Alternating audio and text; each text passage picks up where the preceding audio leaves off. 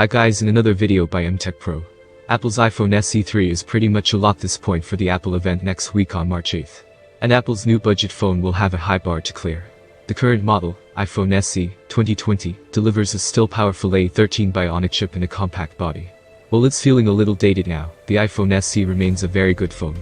But it's that dated feeling Apple may address with the iPhone SE 3. Rumors point to Apple offering a number of big iPhone SE upgrades, highlighted by 5G connectivity and the same powerful A15 Bionic chip that's found in the iPhone 13. Unfortunately, Apple seems to be sticking with the same design on the iPhone SE 3 as the current iPhone SE. Even so, the iPhone SE 3 could be a much bigger deal than you think, because of the addition of 5G, and the expected power for what should be one of the best cheap phones. Display analyst Ross Young has claimed that the next budget iPhone will be called the iPhone SE Plus 5G, and noted it will stick with a 4.7-inch panel. SE 3 will come in 64GB, 128GB, and 256GB storage options and keep the same white, black, and red colorways that the iPhone SE 2020 had. Apple will stick with the $399 starting price for iPhone SE 3, though he doesn't rule out a lower price.